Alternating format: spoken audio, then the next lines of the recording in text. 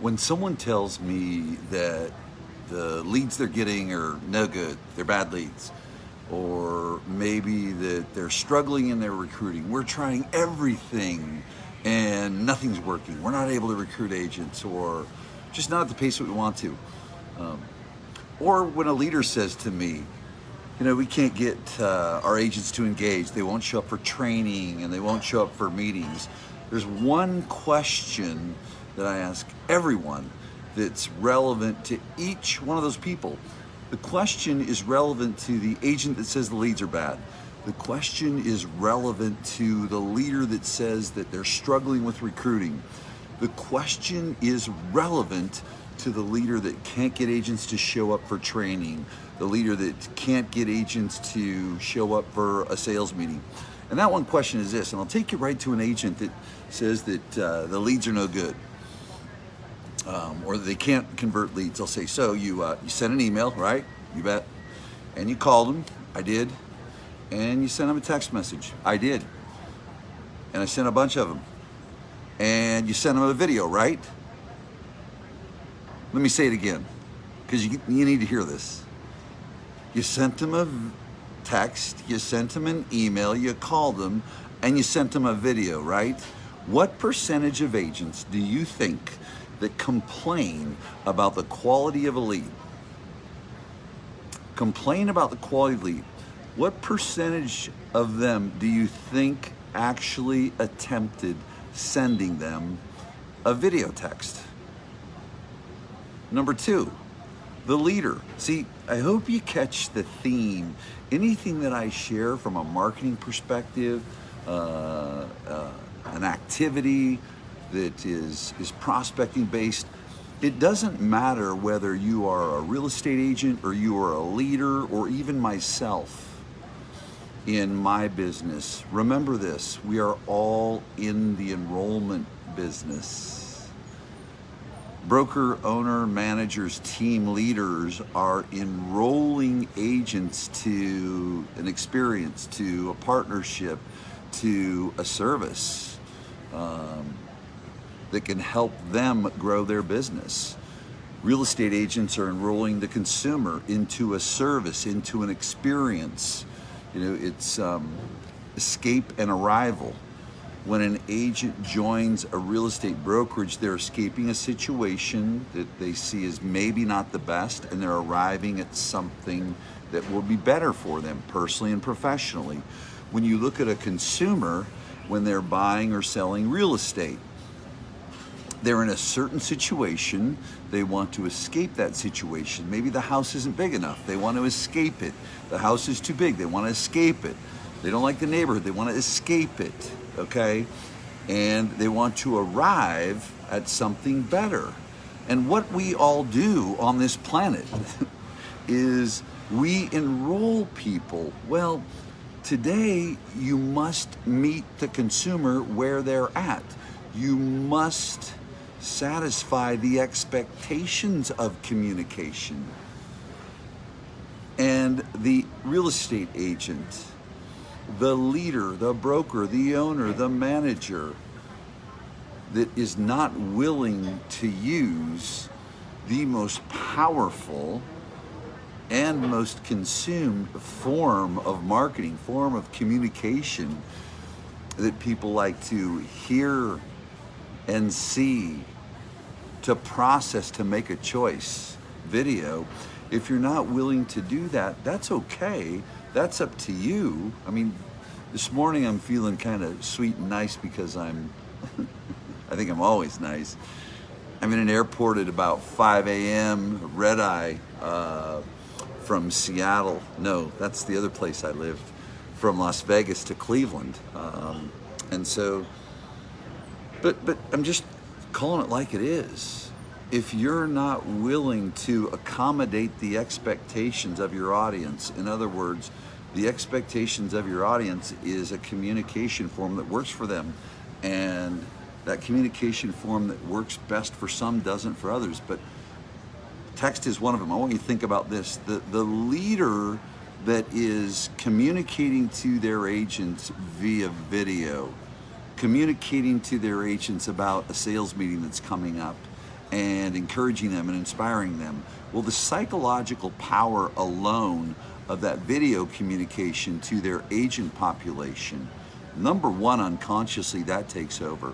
Number two, just by the symbolism of sending a video out instead of just an email or just expecting people to show up, it elevates the importance to the agents. The next piece is, if you are delivering a great sales meeting or delivering a great training, don't just rely on people attending. What you need to do is you need to get them excited about it and give them some bullet points of what you're going to cover. If you want people to come to your sales meeting tomorrow, the night before, you need to get on video and not go with it. See, this isn't how you enroll people. You need to be at the meeting. Okay, well, it's kind of like kids. You know, when your parent says, you need to do this.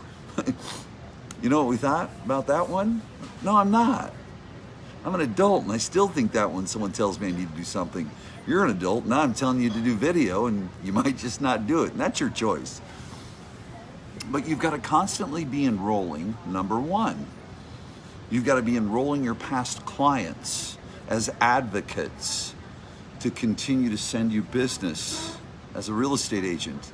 People don't know it's their job to send you business. Okay? And pumpkin bread recipe in October and sugar cookie recipe in December, you know, I mean, that's just really not following up and creating advocacy. Communicating in a sophisticated form like video that educates and informs your past clients is going to create a great condition. Here's the great condition. You know, it's 5 years later in your real estate career, and you're able to work half as hard as you used to make the same amount of money. How come? Because you've built advocacy, and you've used the most powerful mediums of communication, and you've been consistent with it, and you've been an educator and an informer instead of just someone that asks people to give you something. See those little subtleties? You're a leader of a real estate office, a real estate company, a real estate team, and you've been running sales meetings and you've been running training, and your turnout's very low. And when your turnout is very low for the community you're trying to create, is A, it's a community that's probably not that inspiring. B, your retention is probably not that high. You might have a retention issue. You've got productivity issues, you've got retention issues, and then you've actually got recruiting issues. See, recruiting is an inside-out job. You know, I'll have many people say to me, you know, we're struggling in recruiting. I can go out, I'll say, let me go sit in your sales meeting. What's my sales meeting have to do with recruiting? Well, because here's what I want to know. I want to know what your existing agents inside your company are saying about you outside the company or outside the team. I would be obsessed with my weekly sales meeting, and I would do a weekly sales meeting. You know, the only reason people don't show up for your sales meeting is they suck. I'll say it again. People don't like things that suck. People don't like things that waste their time.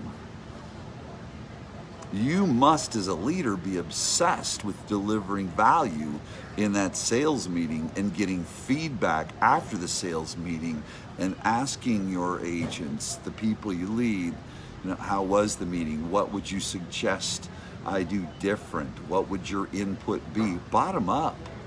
Instead of scrambling and putting your sales meeting together at 8:30 a.m., the morning of the sales meeting starts at 9 a.m.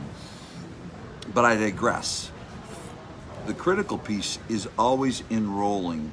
We enroll people not by an email, not by a call, or not just assumption, or not just a text message. The way you enroll people is through the most powerful medium on the planet. So now let's go back and recap. A couple days ago, if you missed the Facebook Live that I did on video, I want to recap for you the framework of video. Step one is do video, because remember this quote: my crappy video will outperform your absent video. my crappy video will outperform your absent video. So for example, and I'll probably get in trouble from a few of my clients here. When a client sends me their first video, what do you think? What do you think I say? Amazing, amazing. Because I need to get them into step one. It's tough enough for people to take that first step of doing video. So I've got them doing video. Now, step two, what do? Now I start working on the framework of video. I talked about that in a Facebook Live about 2 days ago. So I talked about you must have a hook. Step two, you need to introduce yourself. Step three, tell them what you're going to talk about at a second or third grade level. Step four, go into the content. And step five, what you want to do is then pivot. Whether it's telling them if you'd like more information, go here, or stay tuned for my next video in the series where I'm going to tell you this. You've got to have some sort of pivot. Here's what I want you to always be thinking of, not call to action, but the end of your video having a pivot, seeding the next step. So that's some framework that I gave in the last video. So now you're doing video, you've stepped through that doorway. Number two, you're following the framework, working on that. One other little piece I left out is the future pace. Tell them about something that will happen at the end of the video that will encourage them to watch it all the way through. Okay, so you've got your video going, you've got your framework right. Here's the next step in looking at it, and it's very interesting. It's your copy. Here's what I would do. Once that video is done, take that video, that file, okay, and certainly it's going to upload. If you go Facebook Live, it's going to upload. But in a video you just do on your phone, you want to immediately get it on your laptop, send it over to a company called Rev.com. Rev.com is going to transcribe it. You'll get it back within an hour or two. So it's going to take all your words that you spoke into the camera or the cell phone, and it's going to transcribe them all out. You're going to want to edit that because, voice to computer, voice to machine, it just hears some things wrong. So you want to get that copyright. Here's the next tip with your videos. Long copy. Let me say it again. Long copy. Now, you can go as long as everything that you've said. In other words, everything that you've said. You've sent that video file over to rev.com. They've sent you back a document with it transcribed, all the words. You can literally take all of that after you've edited it and put it with your video post. Yep, everything you've said. And you can even expand on it if you want to. My suggestion in most cases is, have it be long copy. You may trim it down a little bit. You may hit some bullet points versus some full sentences. But here's a couple critical pieces that people are missing. Now remember, A, we've stepped through the door, we were doing video. B, we've got the framework. Okay, now we're gonna build our skill sets and master it, because you may be doing video right now, or you may get started doing video, but you're not getting the result that you want. You're not getting the video views that you want. And that's what I'm here to help you with. So why this long copy? Well, I'll tell you why. Because 80% of the videos that are watched on social media, there's different statistics out there. You may look it up and find out 75, it may be 85 or 90, but right around 80% of all videos are watched with the sound off. Well then, why would I do a video? Because the greatest power in video is the moving head on the screen. So here's another piece of statistical data that you need to know. The unconscious brain, where all of our choices are made, cannot discern the difference, stay with me here, cannot discern the difference between a moving head on a cell phone, a desktop, a laptop, an iPad, or a television. The unconscious brain processes this moving head on a screen as being on TV. Well, how do you get famous? Now, I'm not saying, stay with me on the famous. How do you build authority? I should put it that way. Be seen on TV. It's media. So number one, what you've got working for you, although 80% of the time people aren't listening to your video, they see your moving head on the screen. And in most cases, for my audience, the people that I work with, you're the brand. I mean, listen, the leader, the branch manager, I look at a co-branding, if you're with a franchise, the franchise, we've got billion-dollar franchises I work with. But I'll tell you what, that leader needs to take responsibility in the branding too. It's like a leader joins a brand or joins an organization for the leverage, for that brand power behind them, but you've got to put yourself out there. You just can't sit back and rely on your brand, okay? Or your franchise. You've got to be out there branding yourself as a leader, because people don't join or leave a company. They join or leave the competency and relevancy of the leader. But let me get back to this tactic here as far as your copy is concerned. So now you have this long copy, and I want to take you into the psychology, and this is the one skill set. The skill set that I'll guarantee you less than 1% of all people in real estate, probably 0.001% of all people in real estate are focused on. My clients are, because we are the 0.001%. Copywriting. The words we hear, the words we read, the words you speak on video, the words you speak on the phone, the words that you text someone is copywriting. And as I mentioned in an earlier video a couple days ago, here's a tip I'll give to you. Go to the grocery store, go stand in line, look at the magazines that are there right at the checkout stand. I want you to buy 3 or 4 of them, and I want you to study the headlines that are written on those magazines. The National Enquirer, all that stuff. You don't have to look so much at the words. The words do matter, but look at the framework too. See the words and the framework. It's copywriting. They're trying to enroll you to buy that magazine in a matter of seconds or minutes if you're standing in line for a long time. They've got to hook you. So this brings us back to a skill set that you must master, copywriting. So now you've got these words that you've spoken in the video, that you had transcribed, that you're now going to put with your post. Number 1, aesthetics. What's it look like? Here's a tip. 3 to 4 sentences max, and then do a paragraph break. 3 to 4 sentences max, sometimes 1 sentence so it can stand out, and a paragraph break. Write this down. White space pulls the eyes in. Go take a look at some of your recent posts, or start being more observant of the posts that come through the feed. And it's the same with your emails too. So here's what happens. When you post something, and again, reflect on your own. Whoa, you might discover, okay, I get it. Reflect on one of your most recent posts where you've got this massive paragraph this big. I'm going to tell you something.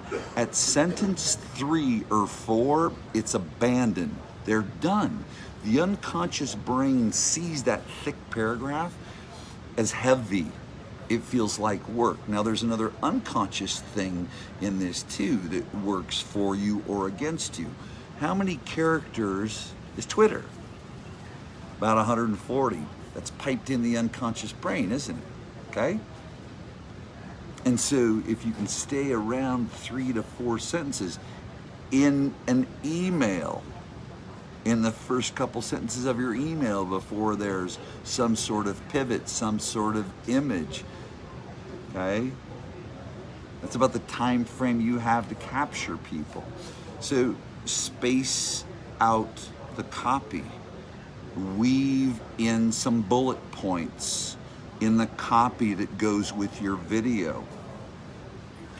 Don't be death by emoji. I see people put emojis at the end of a sentence. I don't know, maybe it's just me, it doesn't make sense to me. I want the emojis to pull people down. So at the beginning of the sentence, we scan things when we read. We scan when we read, and we read, okay, the beginning of the sentence, but just some little pieces there. Another strategy to use too is ellipsis, ...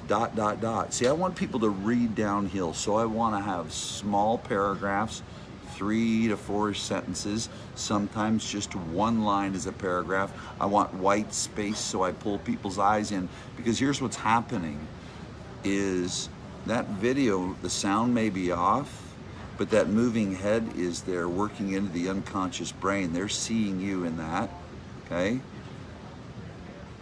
And then they're reading your copy. They're reading your copy. There's another little thing I want you to know. Here's how smart the algorithm is, and this is why, another reason why long copy with a video is critical, is that the Facebook algorithm is grading your posts for many reasons, or many different factors, likes, love, shares. Shares are the big one. The other big one is this, what people don't understand, the algorithm knows how long someone is hovering over your post. Get it? If I have long copy, I hook people in my copy, I use basic copywriting and marketing rules of white space pulling people in. I use ellipsis to tell people there's more, some incomplete sentences here and there, break it up with some bullet points, but not death by emoji. They're staying on that post longer, they're hovering longer, which allows it to get a higher score. When your posts get a higher score, here's what Facebook's doing. They're looking at your posts and saying, this person is contributing to the user experience at a high level. We want to take this out to more people. And let me give you a true measurement of that. Been doing a Facebook Live every single day since Saturday. I go back and take a look at, now listen real closely to this, I go back and take a look at, so there's 100 likes, there's 80 likes. We know this, Facebook algorithm loves, okay, loves Facebook Live. It's gonna work in your favor. 50% of the likes that are coming in on Facebook Lives, they aren't my friend. Not even friends with me on Facebook. See, I'm always looking at how can I get more eyeballs. We know where the eyeballs are. They're here on Facebook. I'll remind you again, twice as many people will log on to this platform tonight at 8 p.m. as will watch a Super Bowl ad. Now, here's what's critical, what you've got to know, and I'll share some of these with you in the future. You've got to understand the social rules of engagement. It's a lot different. Social rules of engagement are different than the rules of engagement on an email, okay? So, just to recap with you, long copy with your videos. Do a video, send the video file to rev.com. Rev.com will download it. You want to edit that video, or excuse me, edit that copy. Then you want to put it with the post, long copy with your video post, because videos are watched with the sound off. The other thing too is what, a lot of times that old above the fold rule of I only want to write 2 or 3 things and so people can see it all, otherwise it gets collapsed. No, that's not true. Social rules of engagement. Facebook is a interrupter platform, and that see more is an open loop. The open loop principle in marketing. It creates curiosity. People see the 3 sentences and then the sentence ends and it says see more. They uncollapse it. So you want long copy, you want it spaced appropriately so that the white space pulls people in. You want maybe some emojis here and there, not a bunch, not death by emoji. And at the very end, seed the next step in your copy. Just mirroring what I've shared with you as far as the end of your videos. But the one massive tip that I really want to encourage you to focus, it's not even a tip, it's a skill set that you need to really get focused on, it's copywriting. look for everything that you can find on copywriting, study it. Because when you write an email, you're copywriting. When you send a text message, you are copywriting. When you go on video, you're copywriting. And every choice that people make is based on the words they hear and the words they read. I'll close with this. Use the most powerful vehicle. Use the most powerful vehicle to deliver those words. And that's video. A, step through the doorway of fear and do video. B, start working on mastering your skill sets around it. The framework of how to deliver the video, which I've recapped earlier in this video and a video 2 days ago. And then looking at your copy that you write with it. And then moving that video and that copy across all platforms. I can promise you this, you will have a dramatically different experience in your life. I know personally, because I know what I spend in marketing, not much. And I know what I make enough. And I know the vehicles that I use, video and focus on copywriting. No matter what business you're in, remember this, ladies and gentlemen, we are all in the enrollment business. Get your words right and the vehicle right and be consistent. I am catching a flight to Cleveland, going on stage from 10:30 a.m. to 12:30 p.m. Caught a red eye last night, had to catch a late one. Mr. Trump closed down the airport because of a visit in Vegas, and so I didn't get to my flight. So it was kind of a circus. But here I am. I'll land in Cleveland this morning and go on stage and give a group of agents some great value to help them grow their business. I hope you grow your business for one reason, so that you can create the experiences that you want to have in your personal life. Always bring it back to that. Know the one thing in front of you that you want to experience in your personal life, and it won't feel like a grind. You will embrace the process. Make micro commitments, declare them publicly, have someone check in. Keep the commitment, get a victory. Victory's going to give you confidence, and you'll get the most dangerous thing on the planet, momentum. Have an awesome day, you guys.